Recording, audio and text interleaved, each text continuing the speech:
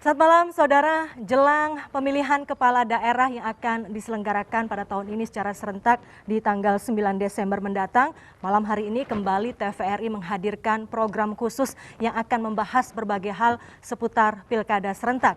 Inilah Memilih Pemimpin. Saudara, pilkada serentak tahun ini digelar ataupun diselenggarakan di tengah pandemi COVID-19. Untuk mencegah penularan COVID-19 terutama di masa kampanye, maka model-model kampanye yang dahulu biasa dilakukan dengan mengundang kerumunan, semuanya kini dilarang. Dan lalu bagaimanakah strategi komunikasi kampanye yang tepat di tengah pandemi terutama untuk meraih simpati dari pendukung? Kita akan membahasnya malam hari ini di Memilih Pemimpin dan sudah hadir di studio seperti biasa dua orang narasumber kami, tamu istimewa malam hari ini. Ada Bung Effendi Ghazali, pakar komunikasi politik. Prof. Effendi Ghazali, selamat malam. Malam, Dina. Ya, dan malam, juga ada M. Kodari, TVRI. Direktur Eksekutif Indobarometer. Selamat malam, Bang Kodari. Selamat malam, Mbak Dina. Semua. Alhamdulillah. Hari ini kalimatnya benar-benar lembut. Lembut. Barangkali mengimbangi RUU Cipta Kerja yang sudah menjadi baru UU. saja disahkan. Soalnya ya. saya barusan swab lagi tadi dan hasilnya alhamdulillah negatif. Negatif. Jadi Negatif. ya alhamdulillah karena sempat deg-degan. Sempat deg-degan ya, dan juga mungkin yang deg-degan adalah para paslon. Nah itu dia, kita aja yang nggak ikut kontestasi deg-degan. Nah masalahnya calon yang ikut kontestasi ini deg-degan nggak? Dan Betul. ada yang positif Betul. masalahnya. Oh, Bahkan bukan. sudah ada meninggal 3. Iya. Empat Bang, tepatnya Oh, sudah tempat empat. empat. Iya. Nah, itu dia. Satu sebelum penetapan nomor, Ya. penetapan paslon Calon. ya. Yang 3 lagi, mohon maaf sesudahnya. Sesudah. Kita tentu turut prihatin dan berbelasungkawa Iya, juga ya. betul. Baik, sebelum kita bahas tema kita malam hari ini, Bang Kodari dan juga Bang Ege, kita menyapa terlebih dahulu, sudah hadir juga secara daring, ada Dewan Pembina Perludem, Mbak Titi Anggraini. Selamat malam, Mbak Titi. Selamat malam Mbak Herdina, semoga sehat-sehat Iya. selalu ya. Selamat malam Prof. Baik, dan terima kasih. Selamat malam Mbak Bang Titi, Kodari. sehat-sehat juga. Iya. Ini Mbak Titi ini Perpustakaan Nasional Pemilu Indonesia. Betul, kamusnya nih ya. Iya, perpustakaannya malah. Perpustakaannya bukan malah, kamus. Dan bukan sebentar kamu. lagi melanjutkan S3-nya dan disertasinya. Oke. Wah, Kita luar nantikan. biasa. Harus ada kaitannya dengan pilkada. Segera. Nah, Iya. kalau temanya di lain pilkada nggak lulus. Saya anggap Baik. sudah PhD lah kalau dia mah. Baik Mbak Titi, nanti kita akan bahas soal strategi komunikasi kampanye di tengah pandemi ini ya. Saya ke Bang Ege dan ke Ya. Bang Kodari dulu deh sebelum ke Mbak Titi. Ini sudah beberapa hari masa kampanye berlangsung, kita melihat masih ada pelanggaran, tapi sebetulnya ada nggak kreativitas baru yang dilakukan para paslon? Karena nggak gampang kan melakukan kampanye sekarang ini. Iya, saya mau betul-betul mula-mula tetap mengatakan bahwa pilkada itu penting ketika Mbak Dina tadi menekankan ya bahwa ini dilaksanakan di tengah pandemi. Sehingga orang yang di sebelah saya ini di awal negeri setengah demokrasi ini mengatakan ini ada kemungkinan klaster bom atom. Iya. Ya, nah ternyata pada itu sudah kita singgung tadi ya, ada 4 kurang Ada lebih 4. yang lebih dahulu berpulang sebelum pilkada ini bisa diselesaikan. Dan yang agak penting kalau mengacu ke negara lain sama loh. Sebetulnya kita lebih cepat lagi kan melihat pemilu Amerika Serikat 3 November. Jangan lupa loh pemilu Amerika Serikat itu banyak pilkadanya juga yang dilaksanakan bersamaan gitu. Nah di sana presidennya saja sudah kena. Iya. Nah ke kita dalam konteks ini saya ingin menjawab tadi dengan mengatakan kalau langsung lurus-lurus saja barangkali Solo itu menjadi salah satu yang menarik ya. Justru ketika Gibran menampilkan dia datang kemana-mana melalui layar lebarnya. Ya. Agak berbeda dengan Medan. Yang sampai kenapa saya pilih Solo dan Medan semata-mata karena satu Jawa, satu Sumatera. Itu aja Nah, alasannya. ya, hanya Oke. itu alasannya. Ya. Ya. Nggak percaya, nggak percaya. Ya, hanya itu alasannya. Sementara yang satu di-print oleh Bawaslu Iya. dan sekarang masih seperti itu. Iya, iya. Jadi memang yang menarik itu adalah gini untuk menjawab pertanyaan Dina dan Iya. para pemirsa, kalau ada yang bisa menampilkan sesuatu yang kreatif, langsung terlihat menarik. Artinya apa? Yang lainnya memang belum kreatif. Iya, iya, iya. Ya itu, walaupun ini baru 10 hari. Nah, dalam konteks analisis 10 hari itu, nanti ada Ibu Titi juga yang mau saya beritahukan dari data saya, itu pelanggarannya, jadi jangan kreatifnya, ada 70. Pelanggaran ada 70. Di 40 kabupaten kota. Dan menurut saya ini pasti lebih rendah, karena ini antar pasangan itu nggak mau saling melaporkan. Karena sementara ini ya, terutama karena setiap dari mereka bisa terkena itu Daripada yang nanti dibatasi saling, ya. 50. Iya, betul. Ya, dan kemudian apa mungkin fotonya jadi kurang dari 1 meter atau hal-hal yang seperti itu. Oke. Ya, Jadi tidak saling melaporkan. Nah, harusnya masyarakat sipil, civil society yang melaporkan. Kurang lebih seperti itu ya. Jadi kalau ditanya kreativitas, saya sepanjang pengetahuan saya belum terlihat kreativitas yang menonjol, masih pola-pola lama ini. Mungkin juga alasannya adalah karena minggu lalu kita sudah bahas ya, Pak Kodari, digital gap itu. Ada semacam perbedaan kemampuan untuk mendapatkan gadget, smartphone, kemudian wifi-nya dan lain-lain di banyak daerah. Oke, Bang Kodari punya catatan soal ini nggak? Atau sependapat dengan Bang Ege? Memang di era pandemi seperti ini ada keterbatasan untuk menyampaikan ide dan gagasan. Artinya tidak seleluasa seperti dulu ya, ketika kondisinya normal. Bahkan waktu di awal katakanlah kampanye ini, pendaftaran, saya sempat istilahnya meneriakkan kehati-hatian bahwa desain kampanye yang dibuat pada saat ini adalah desain pada bulan April ya. Sesungguhnya desain sebenarnya adalah desain tahun 2016 karena kan induknya adalah undang-undang yang dibuat tahun 2016. Tapi karena ada pandemi pada awal Maret masuk ke Indonesia, lalu pada bulan April disepakati agar pilkadanya ditunda dari September menjadi Desember. Itu bagus ya. Kemudian juga ada desain dibatasi misalnya pertemuan terbatas 50 orang. cuman 100 orang saja. 100 Pada ya, bulan itu 100 ya. begitu. 100. Tapi masih ada rapat umum, masih ada konser musik, masih ada pertandingan olahraga.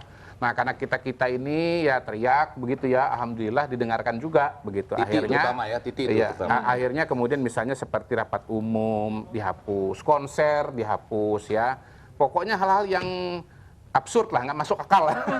Itu karena undang-undangnya ada, KPU tetap menyelenggarakan. KPU tidak berani menghapus karena nanti bertentangan dengan undang-undang begitu. Tetapi sebetulnya masih ada masih ada pertemuan terbatas yang jumlahnya dikurangi dari 100 menjadi 50. Nah, itu tetap menjadi kekhawatiran karena idealnya bentuk-bentuk pertemuan itu dihapuskan sama sekali. Dan itu cuma bisa dihapuskan dengan revisi undang-undang atau perpu. Tapi revisi undang-undang membutuhkan katakanlah pengunduran waktu lagi karena membutuhkan proses yang panjang gitu. Nah, dua-duanya tidak dilakukan. Akhirnya PKPU mengurangi dari 100 menjadi 50 dan nyatanya kan masih terjadi pelanggaran. Jadi memang di era sekarang ini sebetulnya ya memang harus kreatif ya.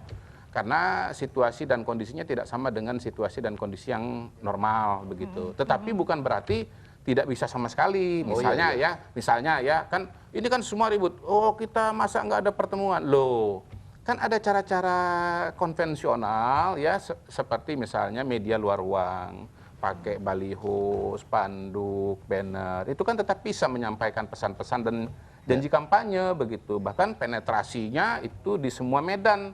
Mau Medan kota Medan, atau mau di Toba Samosir, atau bahkan tempat yang pelosok sekalipun seperti misalnya di Sulawesi atau di Papua atau di Maluku, itu tetap bisa dilakukan begitu. Ya, yang penting memang sebetulnya harus bisa menahan diri agar jangan sampai melanggar aturan pilkada, melanggar aturan COVID dalam pengertian mengumpulkan massa begitu. Jadi pemimpin itu memang harus memberikan contoh ya, bahwasannya dalam era COVID ini ada perilaku-perilaku yang boleh dan tidak boleh. Nah, yang tidak bolehnya itu yang dilelah sampai sekarang, kok masih pemimpin-pemimpin calonnya begitu. Nyambung sedikit saja ya. Saya cuma mau bilang bahwa walaupun itu bentuknya mungkin masih poster, baliho dan lain-lain, tapi kan isinya bisa kreatif, disesuaikan dengan konteks pandemi. Nah, kalau di Jakarta ini saya lihat, tapi karena kita nggak pilkada, tapi menarik kan, ada banner-banner, misalnya itu dikaitkan dengan mereka yang sudah sampai ke DPR, tapi masih tetap mengkampanyekan partainya atau apa. Jadi ada wajah perempuan cantik, terus kalimatnya begini, aku di rumah saja, kamu tanda tanya. Kan ini enak juga. Barangkali di daerah-daerah di pilkada, jangan lagi cuma memasang wajah, nomor urut, terus tulisan motonya. Enggak. Tapi misalnya, walau kita tidak bisa bertemu, tetapi hati tetap menyatu dalam moto ini. Nah, itu tuh sudah dikutip itu slogannya, itu udah ada satu nih. Jadi udah ada satu bocoran dari Bang Ege. Foto jas berdua, kemudian nomor urut, sama simbol, nanti paling ditambah tanda coblosan. Jangan, yang gitu-gitu mulai itu. Harus ada kreativitas baru ya. Kita ke Mbak Titi. Mbak Titi, ini kan ternyata meskipun peraturannya sudah direvisi, PKPU-nya sudah direvisi, dan ternyata faktanya di lapangan nggak semudah itu. Tadi Bang Ege mencatat ada setidaknya 70 pelanggaran yang terjadi di 40 kabupaten kota, meskipun mungkin belum semuanya soal kampanye begitu ya. Tapi kalau Mbak Titi melihat atau Perludem punya catatan barangkali, mengapa sih sebetulnya pelanggaran-pelanggaran ini kok masih dilakukan? Kalau misalnya paslon berdalih, ya kita sulit mengontrol para pendukung kita, para relawan kita, itu alasan yang bisa diterima atau enggak, Mbak? Atau bagaimana sebetulnya tanggapan Perludem soal ini? Ya, yang pertama tentu karena regulasi masih memungkinkan terjadinya peluang pelanggaran begitu ya. Karena di peraturan KPU nomor 13 tahun 2020 tentang penyelenggaraan pilkada di situasi pandemi, salah satu metode kampanye yang boleh dilakukan kandidat adalah pertemuan terbatas atau pertemuan tatap muka atau dialog begitu. Meskipun disebutkan diutamakan untuk dilakukan via daring dan media sosial, tetapi kalau di suatu daerah ada catatannya itu, kalau di suatu daerah tidak memungkinkan dilakukan via daring atau media sosial, maka boleh dilakukan dalam ruangan begitu, dan ruangan itu maksimal dihadiri 50 orang dengan protokol kesehatan dan juga melaporkan kepada Satgas Percepatan Penanganan COVID-19. Jadi meskipun ada kewajiban untuk menerapkan protokol kesehatan, tetapi ketika ruang itu dibuka, otomatis ada potensi pelanggaran yang mengikutinya. Itu yang pertama. Yang kedua, kalau kita lihat dari skema sanksi yang didesain di dalam peraturan KPU nomor 13 ini, jadi saya mengamini apa yang disampaikan oleh Prof. Ege ataupun Bang Kodari ya. Kita ini berpilkada di tengah situasi pandemi, tetapi rujukan dasar hukum kita itu adalah pengaturan pilkada di situasi normal yang belum merespon adanya wabah penyakit menular. Nah, sehingga konstruksi sanksinya menjadi sangat terbatas. Dia hanya bisa mengandalkan apa yang diatur oleh KPU. Nah, yang diatur oleh KPU itu sederhana saja. Satu, teguran tertulis. Kalau tidak dilaksanakan, maka dibubarkan atau kemudian paling berat larangan berkampanye selama 3 hari. Nah, hal-hal seperti itu kan dari sisi efek atau dampak bagi seorang kandidat dibandingkan misalnya efek psikologis ataupun dampak-dampak lainnya itu tidak terlalu terasa begitu. Ketimbang kemudian dia mengumpulkan misal contoh ya lebih dari 50 orang dan kemudian membangun interaksi yang betul-betul meyakinkan, karena memang tadi ini soal kebiasaan juga. Misalnya di dalam laporan Bawaslu hari ini, evaluasi kampanye 10 hari, kalau kita lihat 270 daerah yang berpilkada, kampanye pertemuan terbatas tatap muka itu dilakukan di 256 daerah. Hanya ada 14 daerah saja yang tidak menggelar pertemuan terbatas atau pertemuan tatap muka. Jadi di 14 daerah ini, kita menarik nih untuk melihat daerah ini apa saja dan kenapa dia bisa melakukan itu. Kampanye daring misalnya dilakukan di 233 daerah, ada 37 daerah yang tidak melakukan kampanye daring. Dan ini disebabkan oleh kendala jaringan, lalu masyarakat yang tidak terbiasa, dan seterusnya. Tetapi ini adalah konsekuensi karena kita melakukan pilkada di tengah situasi pandemi, sementara kepatuhan dari para aktor politiknya juga belum terlalu baik begitu. Jadi dalam banyak survei pun mungkin Bang Kodari juga punya, baik calon ataupun pemilih kita lebih meminati pertemuan terbuka atau kampanye terbuka seperti biasa ketimbang kampanye yang sifatnya daring atau melalui media sosial. Ini juga jadi tantangan begitu dalam pelaksanaan pilkada kita di tengah situasi pandemi kali ini, Mbak Erdina. Oke, Mbak Titi. Bang Kodari mungkin bisa langsung dijawab, punya nggak survei soal itu? Survei yang misalnya menunjukkan para pemilih kita itu lebih suka pertemuan secara langsung, terbuka, atau secara daring? Meskipun secara daring baru-baru dimulai ya. Tidak persis membenturkan itu ya, karena memang kalau buat keperluan kampanye di lapangan semuanya itu tetap perlu begitu. Karena itu kemudian biasanya kalau kita bertanya mengenai bentuk-bentuk mana yang lebih disukai, itu dia mirip tapi ada variasi. Misalnya ya, apakah lebih suka pertemuan keagamaan, ataukah misalnya konser musik, atau misalnya juga kegiatan sosial begitu. Nah, itu kan sama-sama bersifat mengumpulkan massa begitu ya. Tapi kalau apakah lebih suka daring atau tetap suka online, memang tidak kita pertentangkan karena dua-duanya diperlukan, dan biasanya kita langsung melihat saja realitas mungkin lebih ke situasi soal dan kondisi di kebiasaan aja lapangan, gitu ya Bang ya. Kebiasaan yang lalu kan orang terbiasa tidak daring begitu. Terbiasa pertemuan sehingga sekarang yang menarik, dipaksa harus daring. Saya tambahin dikit Bang ya. Ya boleh. Jadi gini Bang. Tapi kita mau iklan dulu loh ya. Jangan terputus nih. Kalau pilkada itu ya terutama kalau kabupaten kota itu memang keinginan untuk bertemu dengan kandidat itu besar. Karena kalau bicara wilayah kabupaten kota apalagi di luar Jawa itu sangat personal begitu. Pemilihnya nggak terlalu banyak, wilayahnya dekat gitu. Jadi ya memang itu juga kelebihan pilkada langsung sebetulnya karena ikatan emosional antara pemilih dengan calon itu tinggi sekali. Oke, nanti Bang Ege atau Prof Ege bisa dijawab membentuk ikatan emosional itu apa yang harus melalui pertemuan. Nah, nanti bisa dijawab nanti. Tapi kita harus jeda terlebih dahulu. Saudara tetaplah bersama kami, Memilih Pemimpin akan kembali usai jeda berikut ini.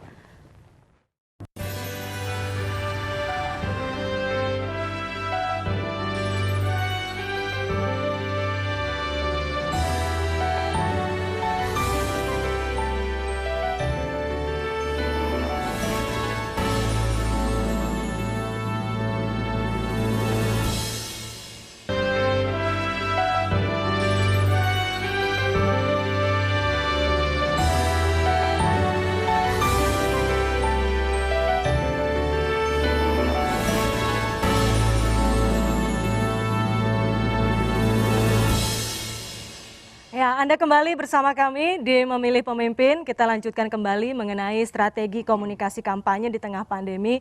Bang Ege tadi sebelum jeda terputus ya. Apakah untuk menjalin ikatan komunikasi, ikatan emosi itu harus ketemu gitu? Ataukah bisa dilakukan dengan cara lain? Ya, saya memperkuat ada riset kualitatif tim kami Salemba School, tapi buat jurnal aja karena kami mengikuti pilkada sejak 1 Juni 2005 di Kutai Kartanegara.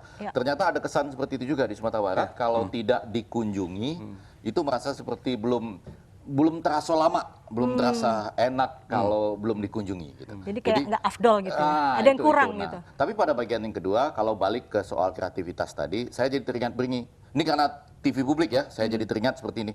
Katanya pilkada ini tetap harus dijalankan antara lain selain undang-undang juga akan menggerakkan ekonomi rakyat. Saya tuh agak bingungnya begini nih Pak Kodari, kan sekarang nih ekonominya dalam bentuk apa nih yang mau digerakkan? Kan biasanya yang agak menggerakkan ekonomi itu kan pertemuan terbuka tadi ya. Oh iya. Iya kan? Ada artis dangdutnya. Spanduk oke. Kalau kaos-kaos? Kaos-kaos. Ya. Agak berkurang nggak karena kurang ada pertemuan terbuka? Ini menarik dikaji. Harusnya justru seperti spanduk, kaos-kaos itu malah lebih meningkat untuk mengkompensasi ketiadaan pertemuan-pertemuan yang bersifat fisik. Akan tetapi memang distribusinya, kegiatan ekonominya menjadi lebih terbatas kan begitu. Tapi walaupun ada sinyalemen juga yang mengkhawatirkan dari Mbak Titi, mungkin nanti bisa join lagi. Mengkhawatirkan bahwa hal itu nanti akan terjadi di belakang gitu loh. Alias rapelan. Nah, saya mengkhawatirkan itu ketika orang melakukan asumsi postulat bahwa ini menggerakkan ekonomi. Saya kok takut karena ini nggak ada pertemuan terbuka, pembagian kaosnya nggak terlalu banyak. Harusnya sih kaos boleh aja dibagi ya. Itu yang mungkin dimaksud sebagai menggerakkan ekonomi rakyat. Tapi kalau di ujungnya di belakang dari hasil riset kami di 4 daerah itu, masyarakat tuh pada umumnya sudah biasa menerima sesuatu di belakang nanti. Gitu. Nah, itu yang mengkhawatirkan. Kita berharap perputaran ekonominya berlomba di situ gitu. Kreatif itu bukan kreatif sama sekali gitu lah. Baik. Pelanggaran. Baik, seperti biasa di Memilih Pemimpin, kita juga akan menyoroti provinsi-provinsi ataupun daerah-daerah yang menggelar Pilkada Serentak 2020 ini. Dan Pilkada atau pemilihan kepala daerah yang digelar secara serentak di tahun 2020 ini, Saudara, diikuti oleh 270 daerah yang terdiri dari 9 provinsi, 224 kabupaten, dan 37 kota. Malam hari ini kami akan menyoroti salah satu provinsi yang menggelar pemilihan gubernur, yaitu adalah provinsi di Pulau Sumatera, Provinsi Bengkulu. Jika kita melihat Provinsi Bengkulu, lalu siapa sajakah kontestan yang berlaga dalam Pilgub Provinsi Bengkulu ini? Ada 2 pasangan calon. Pasangan calon nomor urut 1, yaitu adalah calon gubernur Helmi Hasan. Ya, Helmi Hasan bersama calon wakil gubernur pendampingnya yaitu adalah Muslihan Diding. Sementara itu partai pengusung, tentu ada partai pengusungnya, tapi sebelum saya bicara soal itu, saya ingin sampaikan terlebih dahulu siapakah kemudian paslon nomor 2. Paslon nomor 2 yaitu adalah Rohidin Mersyah yang berdampingan bersama dengan calon wakil gubernurnya Rosyansyah. Nah, ini ya saudara, ini paslon nomor 2 ya, dan yang tadi adalah paslon nomor 1. Baik, lalu saya ingin memberikan gambaran siapakah paslon nomor 1 ini. Baik, jika kita melihat kemudian paslon nomor 1 yaitu adalah Helmi Hasan dan Muslihan Diding. Helmi Hasan dan Muslihan Diding ini diusung oleh 3 partai ya. 3 partai yaitu adalah Partai Nasdem, Partai Hanura, dan PAN. 3 partai ini merepresentasikan 10 kursi di DPRD. Dan jika kita bicara soal Helmi Hasan, dia saat ini adalah menjabat wali kota Bengkulu untuk 2 periode sejak tahun 2013 dan sebelumnya ia juga adalah anggota DPRD Kota Bengkulu dan DPRD Provinsi Bengkulu. Kemudian selanjutnya kita melihat lagi ke paslon nomor urut 2. Paslon nomor urut 2 yaitu adalah pasangan Rohidin Mersyah dan Rosyansyah. Keduanya diusung oleh 5 partai yaitu Partai Golkar, PD Perjuangan, kemudian Partai Demokrat, PKS, dan P3. Kelima partai ini merepresentasikan saudara sebanyak 23 kursi di DPRD atau di parlemen.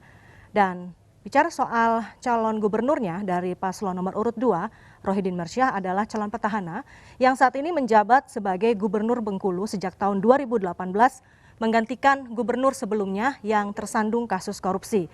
Dan ia juga pernah menjabat sebagai wakil Bupati Bengkulu di periode 2010 hingga 2015. Sementara calon wakilnya yang mendampinginya adalah Rosyansyah, ini adalah Bupati Lebong saat ini 2 periode. Baik, untuk membahas lebih jauh mengenai Provinsi Bengkulu, kami juga punya data-data lain, yaitu adalah data struktur perekonomian di Provinsi Bengkulu. Ya, kondisi perekonomian di Provinsi Bengkulu, saudara, bisa kami hadirkan berikut ini. Jika kita melihat perekonomian di Provinsi Bengkulu ini disumbangkan oleh 3 sektor, yaitu ada pertanian, kehutanan, dan perikanan. Ketiga sektor ini berkontribusi memberikan 28,99% terhadap perekonomian Provinsi Bengkulu, terutama merujuk pada kondisi triwulan 2 2020. Dan ini juga menyediakan lapangan usaha utama di Provinsi Bengkulu. Kemudian selain pertanian, kehutanan, perikanan, juga ada perdagangan besar dan eceran yang memberikan kontribusi sebesar 14,53%. Selain 2 sektor itu, juga ada sektor lainnya atau bidang lainnya yang juga memberikan kontribusi kepada perekonomian Provinsi Bengkulu, yaitu adalah administrasi pemerintahan yang menyumbang sebesar 10,24%.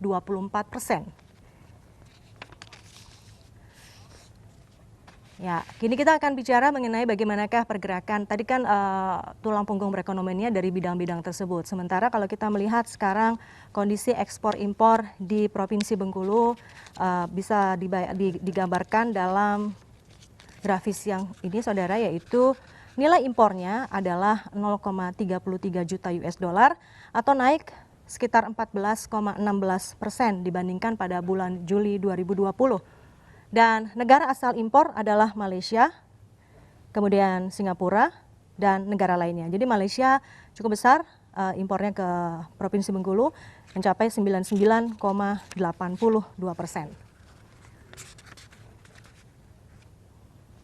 Ya, itu tadi ekspor impor dari Provinsi Bengkulu baik ke negara-negara lain maupun juga impor ke Provinsi Bengkulu dari negara lain.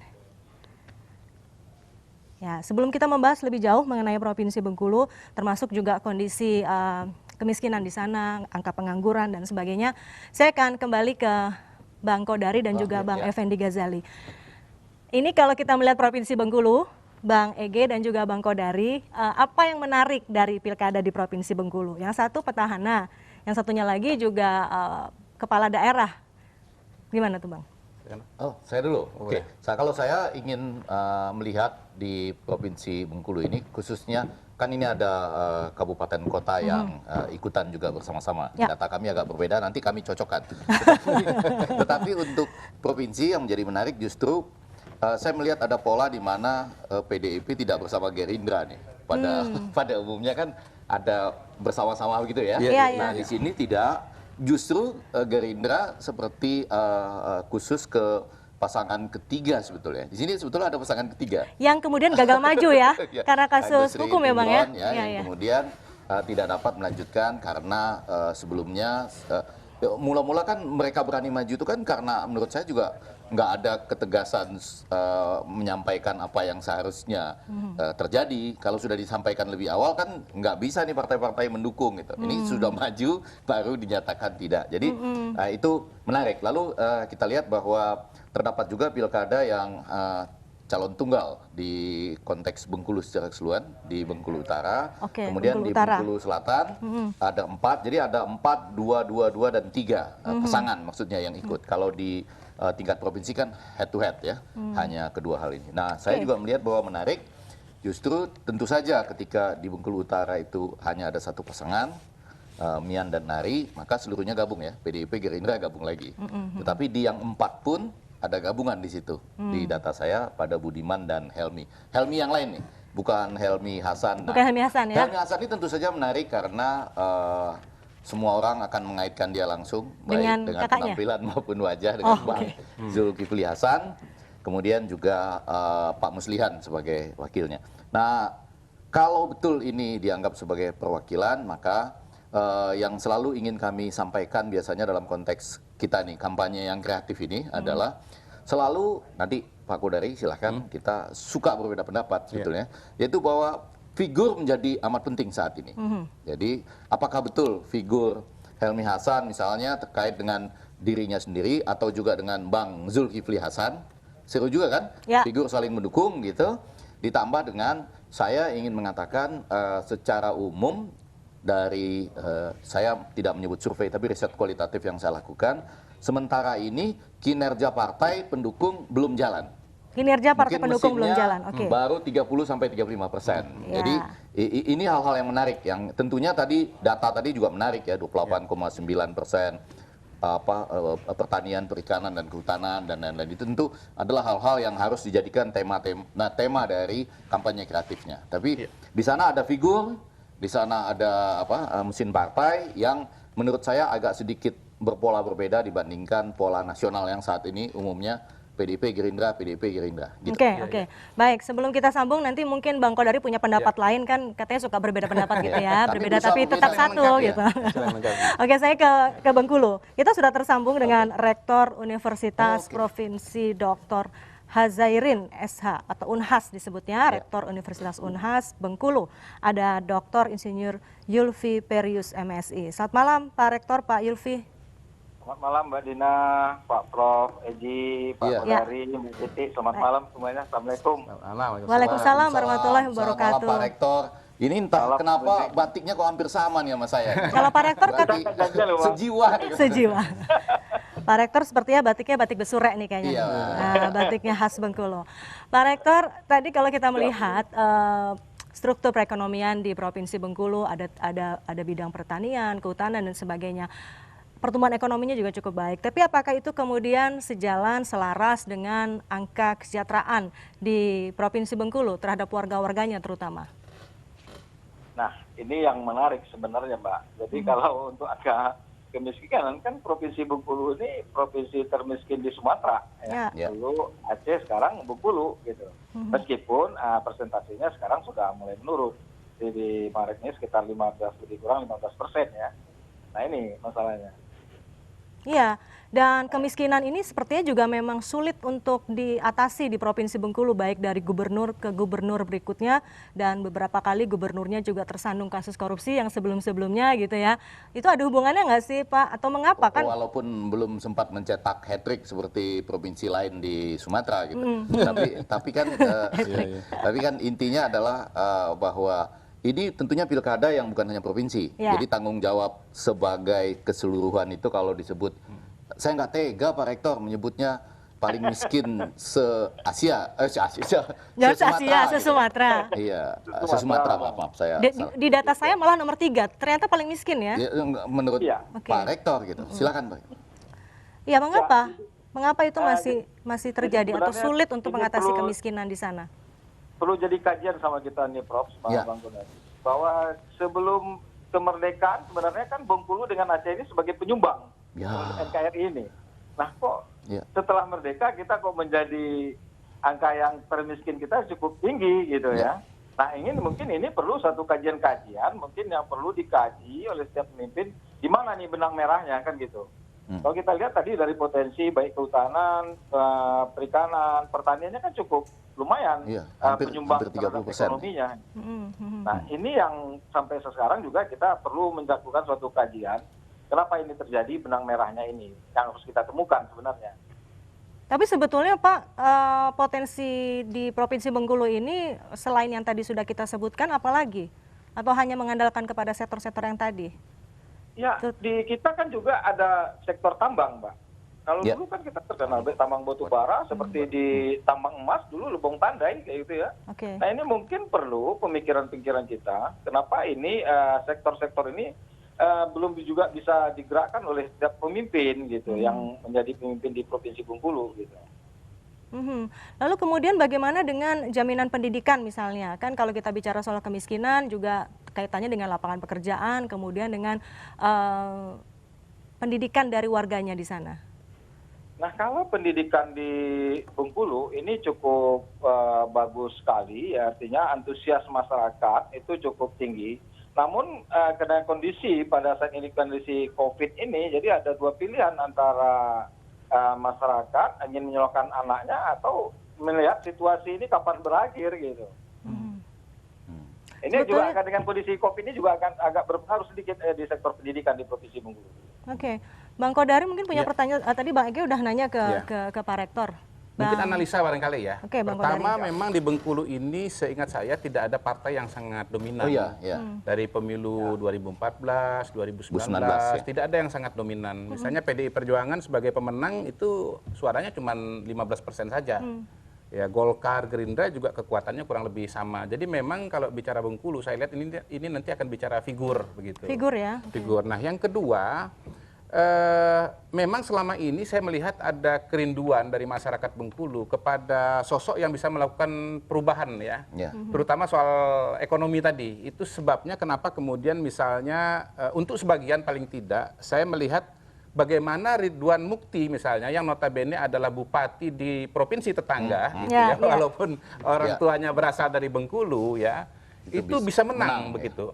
Karena Ridwan Mukti dianggap punya kemampuan untuk melakukan transformasi di daerah di mana dia menjadi bupati ya yang bertetangga dengan Bengkulu itu begitu. Walaupun kemudian sayangnya Pak Ridwan Mukti mendapatkan masalah hukum begitu dan itu mengulangi yang terjadi pada gubernur sebelumnya yaitu Pak Agusrin Najamuddin. Jadi saya melihat memang ada dua jenis kerinduan masyarakat di Bengkulu ini. Tolong koreksi kalau salah, pertama kepada figur yang bisa melakukan transformasi ekonomi di satu sisi, tapi di sisi yang lain juga jangan pemimpin yang bersih gitu, jangan sampai kena masalah hukum begitu. Sudah miskin, lalu kemudian misalnya kepala daerahnya kena hukum berturut-turut 3 kali kan berat sekali itu secara emosional saya kira ya buat masyarakat di Bengkulu. Nah yang ketiga biasanya memang kombinasi dari pemimpin atau calon kepala gubernur wakil gubernur di Bengkulu ini merupakan kombinasi utara selatan biasanya begitu ya. Jadi ya kalau saya dari selatan mau ngambil utara begitu ya. Nah, kayak misalnya Pak Rohidin Mersah ya, dia orang Bengkulu Selatan, kemudian pernah menjadi wakil bupati di Bengkulu Selatan. Itu instingnya mencari wakil dari utara ya. Wakilnya Pak supaya bisa meraih suara ya, begitu mungkin ya Bang. Itu adalah dari Lebong ya. Lebong masuk utara begitu. Nah, yang menarik adalah sebetulnya Pak Helmi Hasan. Helmi Hasan dia tengah kota Bengkulu ya, kemudian mengambil wakil yang juga notabene sebetulnya dari Bengkulu Utara begitu. Jadi dalam konteks ini ya dan dengan keterbatasan pandemi bukan mustahil ini Pak Rohidin ini agak diuntungkan karena Bengkulu Selatan ini boleh dibilang cuma satu-satunya beliau begitu. Figurnya ya? Iya figurnya. Di utara 2, lalu di kota Bengkulu 1, di tengah itu 1 yaitu Pak Helmi Hasan begitu. Baik. Nah tapi Pak Helmi Hasan ini juga dikenal sebagai figur yang religius begitu ya. religius, dan barangkali itu juga menjadi daya tarik juga. Artinya kan jadi bicara masing-masing masalah punya korupsi, daya tarik ya. Ya barangkali itu menjadi daya tarik, barangkali. Ya. Baik, Pak Rektor mungkin bisa dijawab lagi sebetulnya kalau dari pengamatan akademisi di Provinsi Bengkulu untuk menjawab berbagai permasalahan yang terjadi di Provinsi Bengkulu mulai dari angka kemiskinan dan lain sebagainya, sosok pemimpin seperti apa sebetulnya yang dibutuhkan? Apakah betul yang tadi disampaikan oleh Bung Ege dan juga Bang Kodari yang punya transformasi ekonomi dan pemimpin yang bersih, atau ada yang lain? Betul apa yang disampaikan oleh Bang Kodari sama Bang Egi tadi, memang di Bengkulu mengharapkan pemimpin-pemimpin yang bisa membuat perubahan.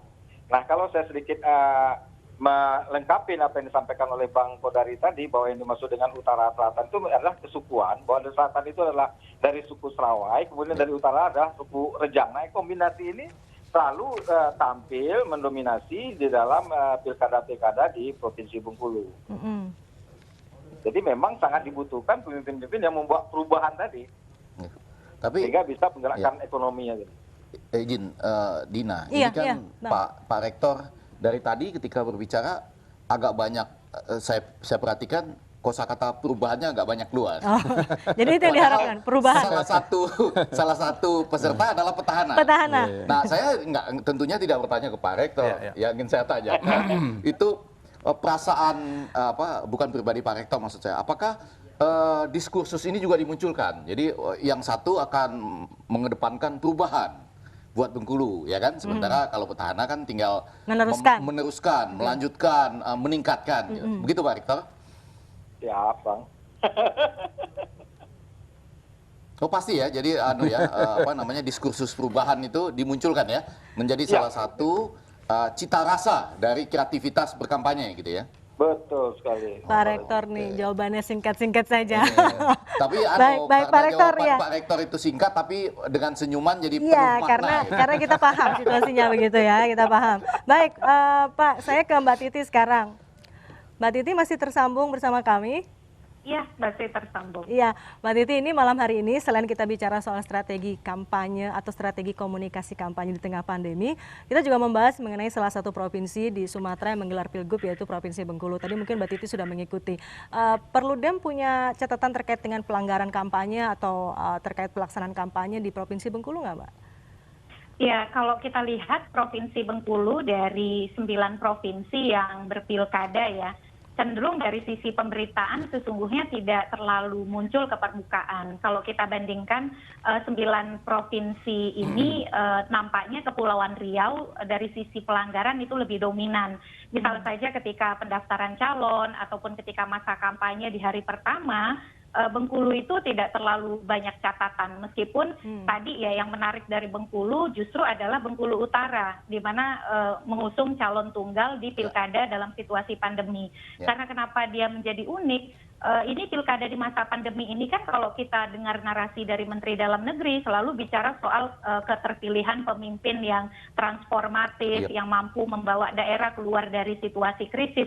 Menjadi pertanyaan besar kalau pilihannya hanya satu, apakah publik misalnya bisa mendapatkan pilihan-pilihan transformatif tadi ya, meski kemudian calon tunggal ini juga adalah petahana. Ini yang sebenarnya juga menarik untuk diulas begitu, biaya yang sangat mahal, resiko yang besar, tetapi kemudian pilihan yang diberikan kepada pemilih oleh partai politik kita hanya satu paslon.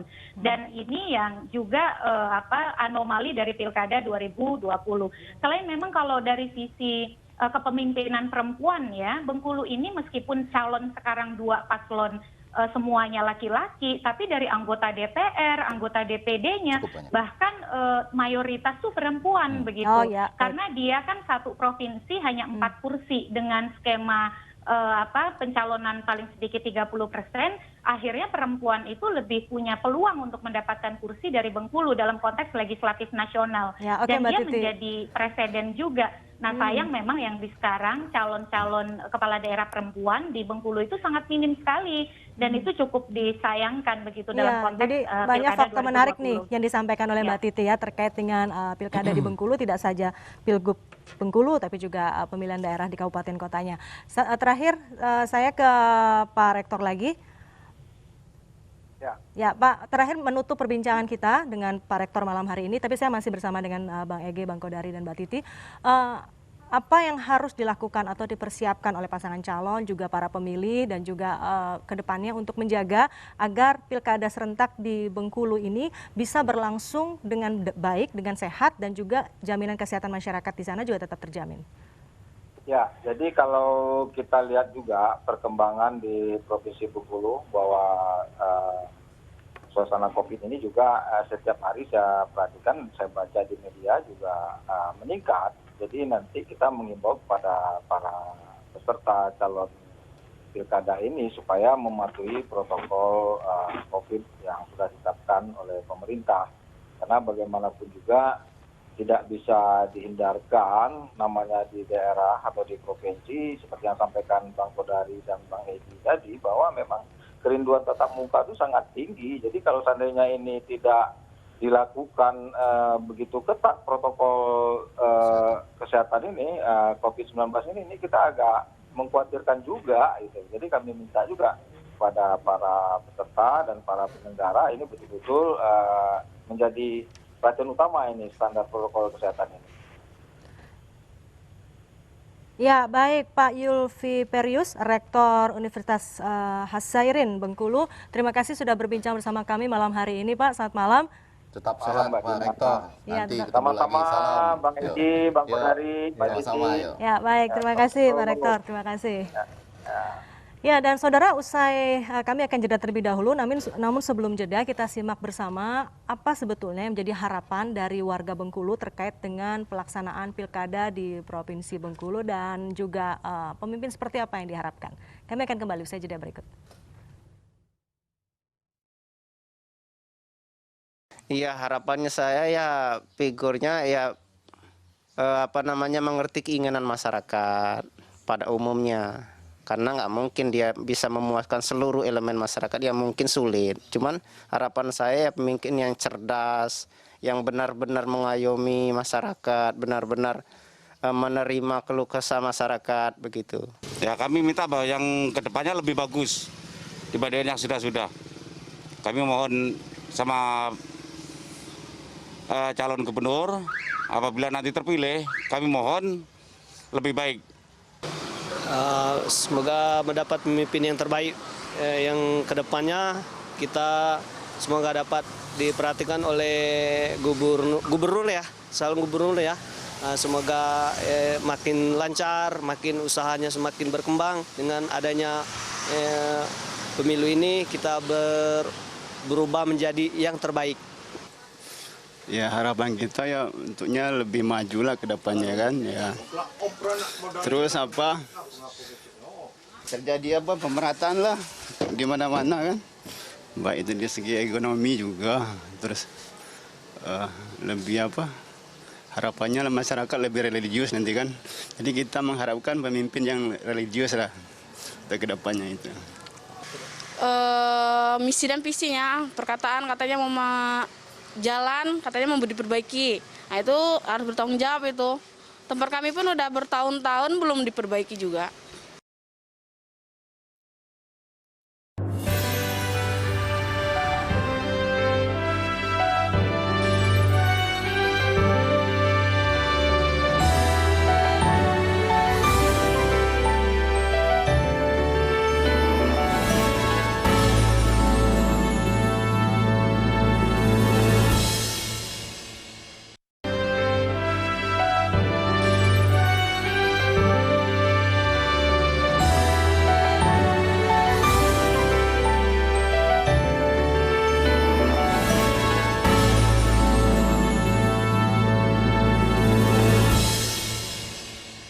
Ya, saudara, terima kasih Anda kembali bersama kami di Memilih Pemimpin, dan saya kembali bersama dengan Bang Effendi Ghazali, Bang Kodari, dan juga Mbak Titi. Kita masuk di segmen terakhir. Saya kalau begitu ke Mbak Titi terlebih dahulu, Titi, ya. Karena kita bicara nih soal keterwakilan perempuan tadi di Bengkulu ya. Jangan lupa loh, Bengkulu ini tempat asal dari ibu negara kita. Betul.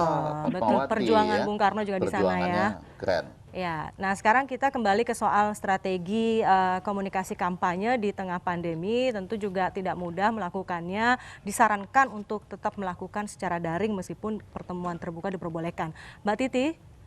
Ya. Ya, Mbak Titi, apa yang artinya kreativitas seperti apa yang harus disiapkan oleh para paslon untuk kemudian bisa melakukan kampanye dengan baik dan bisa merebut suara para pemilih, namun tetap sesuai dengan peraturan yang dikeluarkan oleh KPU? Iya, tentu yang pertama inovasi dan kreativitas menjadi prasyarat di dalam menjangkau pemilih. Harus dipastikan bahwa pemilih itu terpenuhi aksesnya terhadap informasi. Karena di dalam situasi pandemi hari ini, akses kepada informasi salah satu hambatan besar. Bukan hanya pemilih di perkotaan ya, karena di perkotaan pun kendala jaringan, kendala sarana prasarana itu masih dihadapi. Misalnya saya di Tangerang Selatan. Apalagi kemudian di Bengkulu itu kan daerah-daerah pelosoknya cukup banyak. Sehingga kemudian kalau ini tidak didekati dengan kreativitas dan inovasi, kekhawatiran terbesar di Pilkada 2020 ini, pemilih kita datang ke TPS dengan bekal yang minim. Bekal terhadap dua hal. Satu, bekal terhadap informasi proses pemilihannya itu sendiri. Yang kedua adalah bekal terhadap informasi kandidat. Nah, ini menjadi pintu masuk bagi proses penyimpangan kalau tidak segera diantisipasi baik oleh kandidat ataupun oleh penyelenggara. Penyimpangannya apa? Potensi politik uang yang makin menguat karena ruang-ruang pengawasan juga yang makin sempit. Jangan sampai dengan dalih misalnya membagikan hand sanitizer atau masker, tetapi ada selipan lain, apalagi di tengah situasi masyarakat kita yang secara ekonomi sangat terpuruk. Oke, Mbak Jadi Titi, ini baik. yang jadi tantangan besar kita di Pilkada 2020. Ya, Bang Effendi Ghazali, silakan. Iya, Terakhir. saya karena acara ini penontonnya banyak, Pak Kodari, jadi saya mau verifikasi tadi bahwa yang saya tanyakan kepada Pak Rektor tadi bukan kalau dia inginnya seperti apa, tapi mengingat ini petahana dan kemudian penantang, maka biasanya atmosfer yang muncul adalah perubahan. Betul atau tidak? Itu yang digunakan sebagai strategi kampanye. Tapi ini juga tidak mudah. Saya ngasih dua catatan menyambung Mbak Titi tadi, yaitu bahwa khusus buat petahana di sini justru bergabung PDIP dengan PKS loh. Agak jarang tuh di daerah. Iya, betul. Itu terjadi. Jadi tidak gampang bagi challenger. Nah, kemudian khusus di daerah yang yang ada kotak kosongnya atau calon tunggal, Mbak Titi, betul kita harus memperhatikan bersama-sama bagaimana suara masyarakat itu bisa terwakili dalam proses pandemi yang seperti ini. Bukan hanya informasi, tapi kalau dia menyampaikan kritik kepada siapa, toh lawannya adalah cuma satu gitu ya. Nah, walaupun tidak menutup kemungkinan terjadinya Makassar kedua misalnya. Dan yang terakhir betul-betul harus diperhatikan, betul saya setuju, selipan-selipan hand sanitizer dengan uang di luar itu harus hati-hati. Karena nggak mungkin dimasukkan ke dalam. Nggak mungkin uang dicampur hand sanitizer, nggak mungkin. Tapi selipan itu bisa terjadi dalam aneka bentuk. Gitu mungkin ya, soal Makassar Bu Titik, kedua kita bahas lagi nanti ya. Karena itu jadi menarik. Menariknya karena jadi biaya politiknya jadi mahal gitu ya. Karena diulang lagi. Sangat mahal dan kemudian kejadiannya seperti itu. Iya, Bang Kodari, singkat saja Bang, pertama terakhir. kalau untuk kota tentunya bagaimana didorong supaya kegiatan kampanye online itu dimaksimalkan lagi. Dan hindarilah pertemuan-pertemuan yang bersifat fisik gitu ya. Kalau dikatakan bahwa pilkada ini adalah momentum memilih calon pemimpin yang peduli dengan COVID, ya menurut saya salah satu cara sederhana ya lihat aja. Mana yang masih mengadakan pertemuan fisik itu berarti tidak berpihak begitu. Itu pertama. Yang kedua, untuk mengatasi wilayah untuk kampanye di wilayah yang bukan perkotaan, mendorong media elektronik. Barangkali ya KPU jangan sebegitu, jangan cuma 2-3 pekan ya. Kalau nggak salah kan cuma di ujung. Kasihlah waktu yang agak lebih panjang. Dan dioptimalkan kepada media-media lokal, baik misalnya TVRI begitu ya, memang merata seluruh Indonesia, ataupun misalnya radio begitu. Jadi menurut saya sebetulnya era pandemi ini bisa jadi era kebangkitan radio sebagai medium komunikasi dalam konteks pilkada. Penyiaran komunitas juga. Iya, penyiaran komunitas. Bang Kodari, Bang Effendi Ghazali, terima kasih sudah berbincang malam hari ini. Mbak Titi, terima kasih Mbak, sehat selalu. Selamat malam. Salam, Esti. Ya, dan saudara, demikian memilih pemimpin pada malam hari ini. Semoga apa yang kita perbincangkan malam hari ini memberikan gambaran untuk Anda terkait dengan pelaksanaan pilkada serentak 2020, terutama juga bagi Anda warga Provinsi Bengkulu. Ingat sekali lagi, jangan sekedar memilih pemimpin, karena tentu pilihan Anda akan menentukan masa depan Anda, daerah Anda 5 tahun ke depan. Akhir kata, saya Herdina Suherdi pamit undur diri. Terima kasih atas kebersamaan Anda dan jangan lupa saksikan lagi Memilih Pemimpin setiap hari Selasa pukul 7 malam waktu Indonesia Barat. Selamat malam dan sampai jumpa.